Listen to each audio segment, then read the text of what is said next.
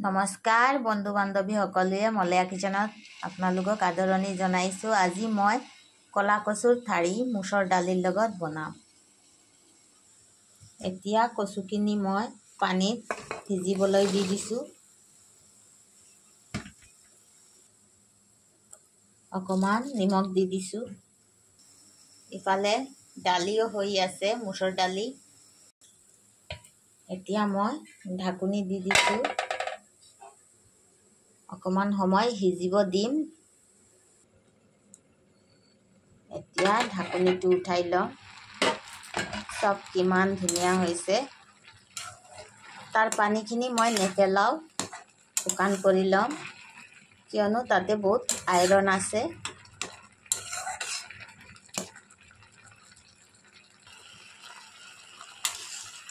এতিয়া নামাই ল'ম। কেৰাহীত তেল গৰম হৈ গ'ল। এতিয়া মই শুকান জলকীয়া দি দিছোঁ, লগতে পাঁচফোৰণ, তেজপাত দি দিছোঁ।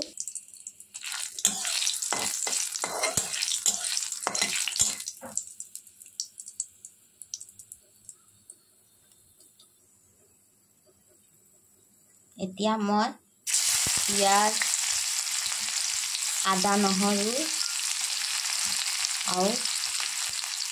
আৰু কেঁচা জলকীয়া দি দিছোঁ। ভালদৰে ভাজি লওঁ।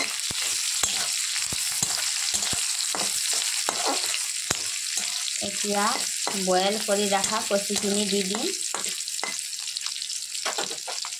অকণমান হালধিৰ গুড়ি দি দিছোঁ।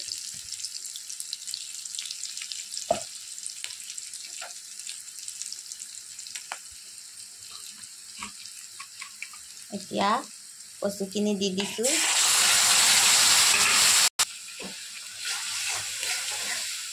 যিহেতু বইল কৰা সময় মই নিমখ দি দিছোঁ, এইটো কাৰণে এতিয়া মই নিমখ দিয়া নাই। এতিয়া মই শুকান বগৰী কেইটা দি দিছোঁ। আপোনালোকেও এনেকা ঘৰতে বনাই খাই চাব, ভাল লাগিব। এতিয়া মই দালিখিনি দি দিম।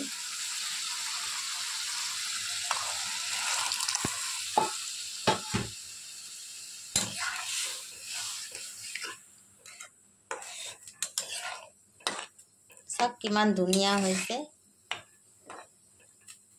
নেমু টেঙাৰ ৰস দিব পাৰে। মই বগৰী দিছোঁ, আপোনালোকে নেমু টেঙাও দিব পাৰে, একো নহয়। এতিয়া উতলি অহাৰ পাছত নামাই লওঁ। লাষ্টতে মই জালুক গুটিৰ গুড়ি দি দিম। এতিয়া মই জালুক গুটিৰ গুড়ি দি দিছোঁ।